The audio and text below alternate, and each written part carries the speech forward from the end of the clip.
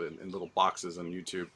And that's how I like it. I like to focus on the games and the creator, and that's what we're going to do from now on. I have Renaud here, and he is the author of Exalted Vales, which just went live today, correct? Correct. A few minutes ago, maybe? A few hours now. A few hours. So it's been up for a little bit. How are you feeling at this point? I'm sure it's been a challenge. I'm sure you've had quite a restless time leading up to the launch. Yes, it's exhausting, but I must say it's really rewarding. It's we have a lot of backers already, and that's really a very very good feeling. Excellent, excellent. So that's always great to be off to a good start. Do you want to describe a little bit of what Exalted Vales is? It's a product that is an RPG product, right? And it ties in with the Dungeons and Dragons 5e rule set. Yeah, exactly. So it's a book, and it has three main contents. So the first one is a region setting and a guide of a region with some special things that happen there. We'll talk about this. Mm-hmm. It has a part with new content for players. So classes, archetypes, feats, just to blend in better in this new region. And a big half of the book is a big campaign, ranging from level 1 to level 16, which of course takes place in this new region. Okay, so you say from level 1 to 16, and how big do you think this region is? How do you think it compares to, let's say, like the Sword Coast? If you've played any of those, do you think it's pretty big? It feels like you can explore quite a bit. Yes, but how it's not, if you compare it to the Sword Coast. I'd say what we propose to the game master first is it's in the shape of a peninsula. Okay. And the idea is, because game master are used to adapt and improvise things, so what we suggest is you put it somewhere along the coast in the south of your own universe. So it could be near the Sword Coast Legends, Sword Coast region, and this is exactly how we describe it in the free introduction scenario we have in PDF, which is it's a far distance land with ships, commercial trade routes. Sure. Going back and forth with exotic goods, and so that's it. That's a far land. Sorry. So it's a place that existing characters can come in and visit, and find new mysteries and new interesting items and places and peoples. Yeah, so you don't have to start from scratch. You can jump in if you have an existing character that you want to play with. 100%. That's in the last one we've played, the players were coming from Waterdeep by boats until Lucerne, the city where the story takes place. So the city, you say Lucerne. Can you describe that city just a little bit? Like, what do people find? What is the character of that city? Well, I can. That's Lucerne, the name of the city. The nickname is the City of 1,000 Oracle. But if I start to describe this, then we are going like deep into what is Exalted Vales. So but maybe I should. And we'll get that. But you say the City of 1,000 Oracles. So the idea of oracles and prophecy is a big part of the story? No, not necessarily, because this is what happens in the Exalted Vales. That's the name of the region. Is that locally there is a lot of very strange phenomena that occur, and in Lucerne, there is a strange thing that happened, is that everybody, if they stay too long in the city, they start to have new abilities linked to oracles, prophecies, searing, but it's not necessarily very powerful, but it imbues everyone's. So just an example, adventurers in this city, they know a very small shop, just a small guy who is doing wood boxes, and he has been touched by this strange energy, so he's able just to see in the future of his customer, and he's just looking in the box to understand what he will need when he will open the box in the future. Then he go in his workshop, he take just the small item the guy will need, the customer will need, put it in the box, and then he seals the box and he sell it to you. So later in your adventure, you need really something, you just take that box, you open it, and it's exactly what you needed inside. So that's not like a big prophecy, but that's a kind of small detail that goes in why it is a city of 1,000 oracles. It's an interesting way to introduce. We use the term Deus ex machina, or the thing that happens at the time you need it. It's an interesting storytelling point that some folks may not have thought of. So that's an interesting thing to have. And you say as you spend time in there, in the Exalted Vales, the characters are going to possibly gain new powers. So even if you have someone you've spent a lot of time with as a character, there's something new to find that you wouldn't have expected. Well, yes and no. In some places, yes, but most of the time when I describe this, it's more like for the region, for the people who live there, for many years. If you're just an adventurer and you stay in Busan for even a year, maybe you will have nothing to. It's just like the city is strange because so many things are linked to visions of the future. But that's not always the case. There are places where the manifestations, there's these strange events, are so strong that as a player you have rules going with your character. So yes and no, it depends. It depends on which one. Okay, and then so let me get back to my questions of the other things. So it does sound like there's a lot of exciting things. Is there anything in particular you are very excited to be bringing to people in their homes and their tables that they get out of this campaign? Yeah. Well, the first thing is what we try to do. Why this project? How it came to life is I wanted to. We have a lot of products with armies of undeads. Like rampaging warlords or whatever. So, and I have, when I was a kid, I'm going in, it's a bit personal here, but my mother used to make me go to bed, by reading me tales, just tell books. And I want to bring in the more of this poetic and mysterious approach. I think that's a theme that can clearly be explored, and that's really part of fantasy. So that's really one of the theme of the book.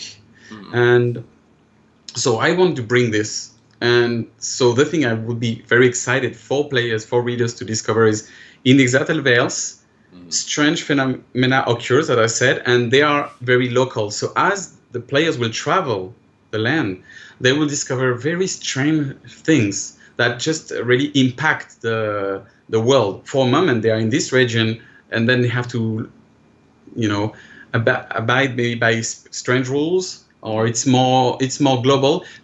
Most of them are local, but I can just talk to you about one that is everywhere in the Vales. Is people can't dream. They can't dream anymore. And if you don't dream, you are in some kind of void and you become mad to the point that you're lost forever. So there are a very strange group of I'd say witches that are called the dream weavers, and they weave dreams physically. It's kind of a piece of tissue, and when you go to bed, you put it next to you, and you just burn it for the night. And this smoke is going to make you have a dream. So it's in everyday's life. You have shops that sells dreams. You have merchants coming to your town and selling new dreams. If you go to a tavern and you are an adventurer, it's included in the price of your room for the night. So it's part of life. And those dream weavers, they can't invent. They can't. They don't have creativity. So if they want to weave dreams, they need to have people telling them stories. So there are a lot of people coming to that special town in Drath, and they tell them stories so they can keep doing their work for everybody. So it feels a little bit like maybe Dark City to that time, where there's people that, if I'm thinking of the right movie. If I I don't know don't. if it was City of Lost Children or Dark City, one of them Oh, had the same. still, Yeah, yes, he's stealing dreams. That's yeah, true. That's a bit of thing like this. And yeah. I everywhere in this project, when I put something, I try to have it going, from something which is like for the universe, go Mm, able to touch for the players. I don't know how to explain this, but this is the dream. Okay, it's for everybody. But if you're a bard class, when you go to bed and a bard is singing you tales, you don't need this dream because you dream in his stories. okay. So, for example, in the it's not school where you put kids who has no more parents. So Orphanage. Yeah, orphanage, the yeah. orphanage usually don't have the budget to buy dreams for all the kids. They just have one bard that sing Mm-hmm. for this big room where all the kids are sleeping. Mm-hmm. And so that's the kind of thing that a player can say, "Oh, I'm a bard." So okay, that's for us. That's better.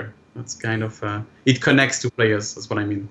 that's a very interesting part of the storytelling, and something that would be very interesting to find out. It's a small bit of detail that you wouldn't necessarily expect to go for something like this to go into that level of granularity. So that's an exciting thing to find, especially tying back to what a bard is, and being able to do that ability. Is that represented as part of a new bard class that you have or subclass? The idea of the dreaming. There, I mean, specifically for how can I do to have my party dreaming? I'm a bard. You can do it whatever your class, your archetype. Mm-hmm. It's for all bards. But yeah, we have one new archetype of bards specialized in dreams, and we have a new class specialized in dreams also. But for all bards, it's still a thing. All bards can be hired or in their party can do this for their companions. So that sounds interesting, especially something that an idea they can take away with them to another adventure if they learn about this dream weaving bard style. If they take someone from your Exalted Vales to another part of the Forgotten Realms with them, they might need that in order to keep going. So it sounds like something that more than just the adventure from the book you can keep going with if you're a player or a That, DM. that's yeah, no problem with it because we really I designed it in mind. It can be used any way. It can be like a new region or a new semi-plan or whatever. But Yeah, in my mind, it was really just far away from what I did, but somewhere in the yeah. same world. So absolutely. But as a purchaser, I mean, to be able to create so much more with it, it makes it a high value product. So that is pretty neat. Those ideas. Are there any other race or classes that you would like to talk about? You're excited about bringing to people with this? Yeah. I will go with one that that really makes it. But hmm, yeah, okay. So yeah, there is a new playable race Mm-hmm. called the Fateborn, Okay. and I think it represents quite a lot what I produced first, what I want to convey as a feeling for players, and how I want to talk also to veterans, to people who played a lot of RPG. So the new race is called the Fateborn, and they're not born. They don't have parents. The thing Okay. is, in the Exalted Vales, sometimes mystical energy, are so strong that someone will have in his heart so much feeling, like for example, mooring. He can't, and that with his will to have something, to have someone to be there who is not there anymore, who never been there. So much energy in it that somewhere a Fateborn will appear, enter into existence Mm-hmm. from nowhere. So, and he's linked with this person or this group of person who wished him to exist, and he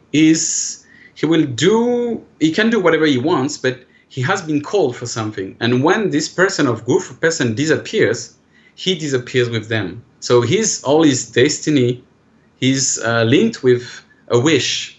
And first, I like it as a player, because usually when you go down on your new character sheet and you're going for a new backstory, the question is, who are your parents? Where are you born? I mean, that's mandatory. Not with a Fateborn, because the question is more like, why I'm here. And it's not necessarily something beautiful. Maybe it's a group of, maybe it's a village who is harassed by a tyrant, and they just want someone to kill that tyrant. So maybe your character is more like a positive feelings, and people want him to be a murderer. Murderer, someone who is a villain, but still a murderer. So that's it. And you have the choice when you make your Fateborn character. Maybe you know why, but sometimes Fateborn don't know why they have been called. So they will discover this when they meet the people or the person who wished for him. And I've wrote a story about this. It's on our Facebook page. A very short novel about a Fateborn life and end of life. So that's a Fateborn. Where would people? Which what should they look for on Facebook in order to find that story? Is it that Inkblot or? Yes, on the Inkblot Facebook page we've just posted a few previews, so there's not much past there, and one of them is the Fateborn. Okay, so hopefully people they see this and they'll go over there and they'll check for that as well. And if they in the future, if they're looking for more stuff from you, they can find it at that Inkblot website on the Facebook page or yes, in the group. Totally. That's where they should go. I think the best would be the Facebook page. Okay. But it'll be around for a while, I'm sure, and people will be able to locate future products and things there. All right, so I showed a little bit while you were discussing the Fateborn. I showed a little bit of the artwork. I scrolled down on the page and showed some of the options that are there for the class. Can you talk a little bit about the artwork in this? Because the artwork is pretty remarkable. It's stylized, but it all fits within the same world in a way that makes it feel like it is one world. And a lot of people don't. They pick from art from different places or different artists, and it doesn't always gel. Everything feels like it's part of the same universe, which is a nice detail to have gone to. So do you want to talk a little bit about the art and art styles? I'll show a little bit more from the page of what you guys have put up while you discuss it. Sure. Well, I don't have much to say, but just I'm a video game designer, so like for more than 50 years now. So I have a network. I used to work with a lot of artists. So that was the easy part in the project for me. I'm like, with who I'm going to work. There's so many talents out there. And so the main part of the book is going to be in the same style, because it will come from the same artists. Because it's a question of taste maybe, but I like when it's all from the same style. Right. So it has to feel like it's the same world. Exactly. So we have only 3 artists. There won't be much more, and one of them is going to do the bulk of the project. And then we'll have just a few more artists. Just for example, if I want, it's more for the DMs in the campaign part. I want to explain a special gauntlet maybe, and I want just to have a drawing of this gauntlet. So it may be not exactly the same artistic style, but yeah, that's it. It will be mainly from in one style, and that's very talented people I try to convince to help me. So usually should be a bit, how do you say, more expensive. And I was like, that's for the good cause. That's RPG. And I'm like, oh, okay, let's do that.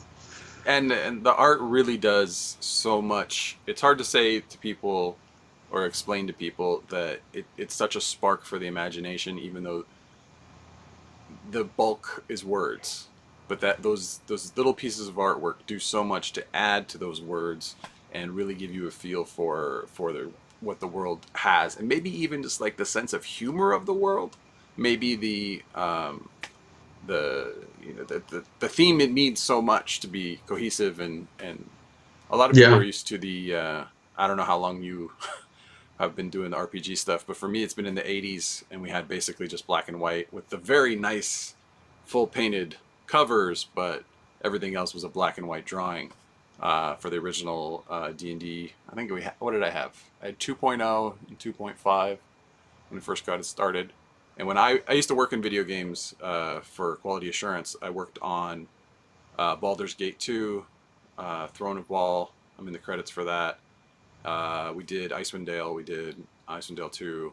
Just all of the stuff that came out from the Forgotten Realms license, because that's what we had at Interplay at the time. So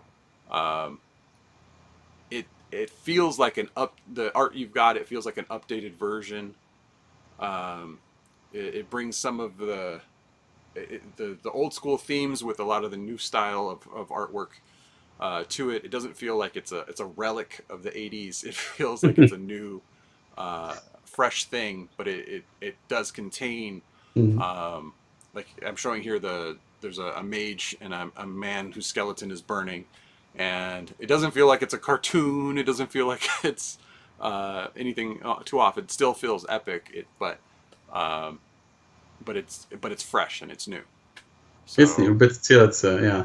But on the we're old side note, my first interaction with the art from the game I was playing was from Warhammer 40k John Blanche, and it was today. I think maybe I don't know. People would think, "What's so strange?" But it was black and white and strange drawing. You have the drawing in front of your eyes, but you still have to imagine like half of what is there. What is there? This is a horde of people coming in direction of those that you don't know. You imagine the rest. Yeah, and it helps. It does help so much. It does. Yeah. And like I said, I'm just one of the reasons why I'm interested in this campaign is you do have such amazing art thrown in here, the different cities and all that. I'm not sure if the artwork from the page is exactly like Lusan or where in the book all this stuff comes from, but it definitely pulls me in for intrigue to want to know where that's going. Let me see what else I had for questions here.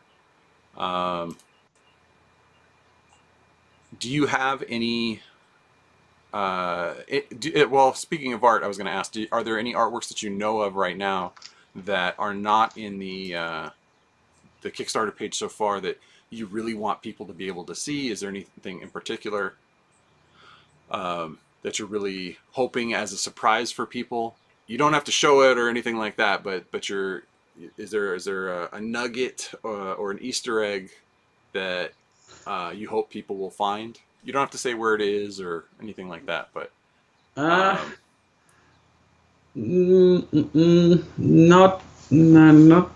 really. I mean, I think no, I can't. I'm not going to try to. No, to be fair, we have a lot more. We have a lot more, but it's in the same. Yeah, no, there are a few, but I try to put already the one who are intriguing. If you now on the Kickstarter page, you have this Herald of the Radiant Sphere, which and that's this one. I love it, but we have quite a few because they're going to be a part of the content, which is about very strange things. So we wanted to have very strange characters, like really just struck for their weirdness. So there are a few weird characters coming our way, but that's all. I mean, some of them, they look weird in an interesting way, not necessarily in a gross way. Yeah, you haven't gone full Lovecraft tentacles and disgusting. So it's very approachable still. Yeah, but that's because our theme is more mystic and poetic more than the strange, the dark strange. So. One of the questions I had, and you answered at the beginning, was what was required to play, that you can play this within the 5e setting, within Toro. Is there anything, like a minimum amount that you need to have in order to enjoy this? Do you need to have the Dungeon Master's Guide? Do you need to have the Monster Guide? Do you need to have all that? Or is it all self-contained for the most part to get through the campaign based on what you have in the book? the only thing you need is the player handbook for D&D 5e, because this is really, I have this one open, all products, and I nothing else. So that's it. That's it. So some basic rules is enough. If somebody doesn't have a huge library, they can jump in on this campaign and they can find all of these secrets and interesting things, and be ready to go right out of as soon as they receive the book. Yeah, well, I'd say Okay. for the D&D 5e settings, 100% yes, because if we have new NPCs or monsters, they are all details in the book. There is no problem there. But even more, I'd say that for a large part of the book, if players are playing like, I don't know, Pathfinder or an older version of D&D, there is a lot of things in the book which is about creativity, about new strange things, but it's a thing of the mind. And the campaign itself, the plot is, well, it's a plot, so it doesn't have, it's not linked to any rules. So I would say like, even if you don't play D&D 5e, I think like at least 80% of the content of the book can be used. The only thing that, of course, that doesn't make sense is new class, new archetypes, new feats, because, well, they are in 5e exactly. Yeah. But you should be able to, if you really wanted to, be able to extend this into Pathfinder, just take the themes and the types of characters and do some small modifications. If you have another type of rule set that you prefer. I think you can, but I don't want to try to push in more content than would be adaptable. I already want to say that this part, technically, if you don't do extra work, it doesn't fit. Okay. But a large part is fitting. All right, and then I don't know how much, because you're the author, and this may be from another producer, but there are some products that are also offered along with the book, these decks of cards and digital packs and things like that. Do you have any input on those? Yeah, it's two very simple things. The first one is a digital pack, and that's just because I know you play on Roll20, right? And I don't know. Maybe I don't look at the right place for shopping, but usually there is a lot of content for battle maps. That's perfect. But most of the time there is no token with it. And when I'm very picky on the details. And when I put on a map a token, which has not been done by the same artist, it's so yeah. Maybe it's just me. It's fine, but so it is. All the maps who are needed for the campaign, they are in the book already, no problem. But we wanted to explore around this, and that's why we have many more digital maps, because that's not only the campaign. There's also all this region that can be played many times in many different ways. So, and it goes along with a lot of tokens. So I don't have to go look for tokens once I have the map. So that's a very complete product. I see I'm showing right now the crab creature as the giant crab from one of the adventures and maps. So there's quite a bit going on. That's one of our artists, and he didn't really follow my instruction. That crab is far more dangerous than the one you're supposed to, but that's not a problem. And the second thing is a deck of cards, just for the ease of when you want to show something. Like you say, you're opening this door and there's this creature, and you can show it. That's really a nice way to speed up the game. And then on the back for the DM, you have all the info. That's just an extra little thing. I must say I love cards, so I was like, let's do this. And that's pure art. You can see and show to your players. It's not the same as open the book and show like this, and then you have to look which page it is. So that's hard for what it being directed. That's it. I have, you can't see in this frame, but up there is my stash. All the way across is my stash of the cards from the Wizards of the Coast stuff. They do such a wonderful job of helping everybody keep everything going. And at the same time as this campaign's going, the animated spell book is back with another round.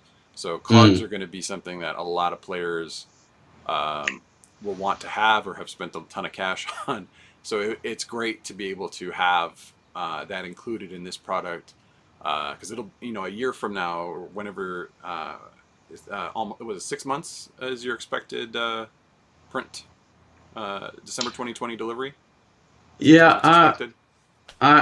I'm William is going to kill me if I say something wrong, but it should Yeah, be like at maximum maybe 7 or 9 months is yeah. all like is That's what I figure is. I mean, right now the world is, let's face it, unpredictable. yeah. So if you added another 3 to 6 months based on what's going on, then it wouldn't be the end of the world on that. So, how far along do you think you are from having the the book completed with all the art and all the writing? Is it almost done? Is that where you're? Yeah, it's the campaign itself has been played for 2 years. I Okay. started the playtest with a lot of teams one year ago, Mm-hmm. and it just need to be put, yeah, formatting, put the art at the correct place, make more arts, and a lot of feedbacks also, because I must say, when I compare to my experience in the video game industry, video games Mm-hmm. players are wonderful people, but the RPG community is just so, I don't know, how do you say,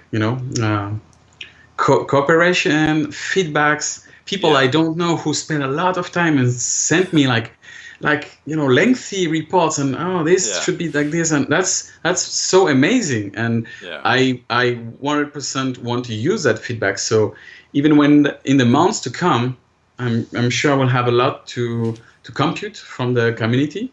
So So you're planning to yeah. get more feedback from backers and more feedback from the people that are purchasing this to make the product better. 100%, Okay, 100%. That's that's that's a great thing, and it's fairly expected these days to be able to have some yeah. feedback and input. Well, So many campaigns especially, change. yeah, especially because we are like a, human size team. We're a humble team. We're not like I don't know, like 40, 50 people with some Right. directors everywhere trying to push their agenda. So no, we're here, we listen, and Mhm. yeah, that's So it. so speaking of that, are there planned future products that go along with this? A lot of the campaigns that I review, they'll have 2 or 3 episodes coming up soon. Is the Exalted Vales uh, intended to be complete, or do you have a plan for uh, future books to be coming out also within the same space? The answer is no plan. No plan, but it's because it's on. We want to stay humble and focused, so Mm-hmm. we'll do our best for this product. We want to do something with a lot of quality, and Mm-hmm.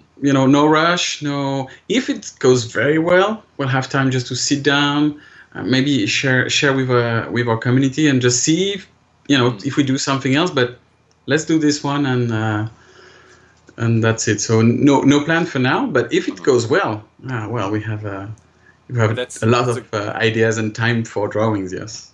a good sign. I work these days. I work for the film industry, and one of the things that they've made it the biggest mistake is to try not to make a good single product and then extend it. They think about extending first. If you're just focused on making this one thing good, then that's it means that you're not cheating anyone for the future. They're leaving Yeah. something out that the future may have. So that does show that this product itself will have a lot more value and time and love thrown into it instead of, oh, we'll just do that next time. Or in the film production, they call it, we'll fix it in post, just putting it off to the future. It's a good philosophy to have as much attention and love given to this single project first. So that's good as far as that goes. Um, is there anything else uh, that is special that you want to talk about for people to find any other types of products or other interesting ideas that might pop up stretch goal wise, or uh, other types of Mm, add-ons or anything? there is something, a topic we didn't talk about on the product, and that I'd like to talk about, but you Sure. stop me if it's too long. But I No. just want to mention, because let's face it, I really started this project from the DM point of view, right? I'm a DM, and I just want to talk a bit of something in the product, and I want to talk about the RPG Numenera. Yes. So Numenera, when I first read this, I was like, oh my god, that's so incredible! I want to play this. I put my players on the table. I start to play, Mm-hmm. and first time they arrived in the city, they were like, so how this city unique and how they use a lost technology in a new way. Mm-hmm. And I was caught off guard, and I tried to improvise something on the fly. It was impossible because it's a thing to say that's my concept, that's my theme, but it's another thing to be able to have realistic cute thing in your universe around the corner, just here, there, small details. And it Mm-hmm. was, I failed there. I failed miserably. And if I remember correctly, in the next year after they released the game, they released a book for DM, which is just full of nice ideas of strange technology Yes. repurposed. And that's something in the Exalted Vales is Mm-hmm. when you travel the lands, you encounter strange phenomena. I say, but how? I mean, it's just a concept, and how does it translate in the book? It's exactly what what got me on Lumina, because I was not ready. Is there is a lot of content for DMs for very local, maybe like one small town or just a bigger town, or just a part of a kingdom. A Mm-hmm. lot of things with all the details on how it works and how it interacts in the society, sometimes with the player as well, or sometimes just how the society is organized, because this is strange things. And Mm-hmm. this is a content, so the DM can just pick up things.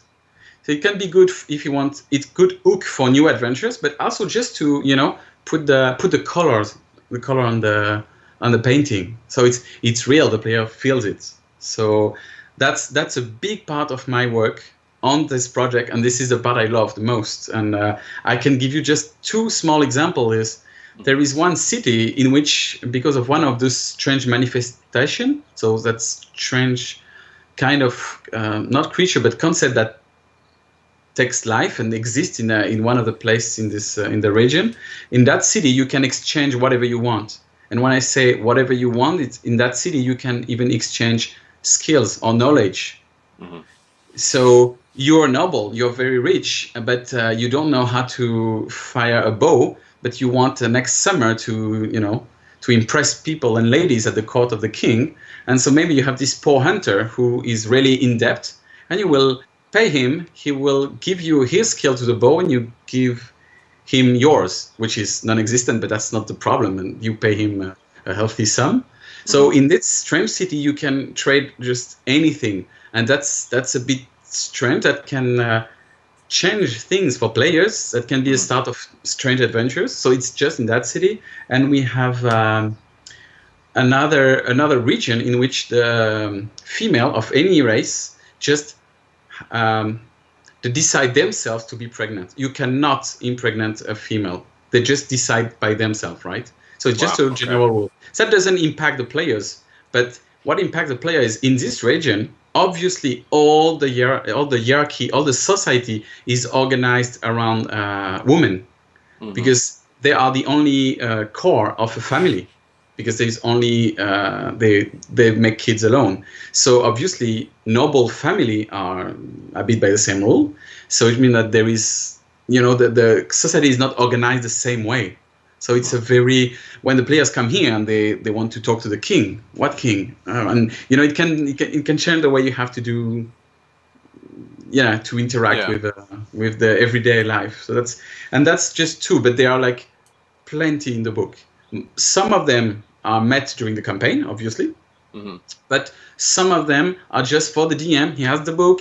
He wants to, the players go in a different direction. Okay, you're in this city with this, or just to enhance whatever play they want to do. So that's a part of the book. That's a nice big part of the book. Well, it sounds like a really interesting twist to end up with so many of these patriarchal villages and societies and different things that are going on in the rest of the D&D world. I guess Amazons would be the most famous example of Mm. that matriarchal society. Um, but that is an interesting twist to Yeah. have the decision being to reproduce. Now, when they, I don't know if you want to give this part away, but are they allowing for some connection for a partner, or is it just pure asexual reproduction?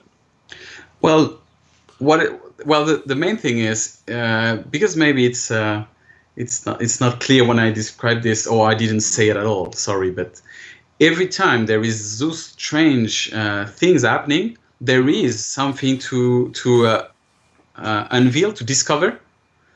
It's not just that's it.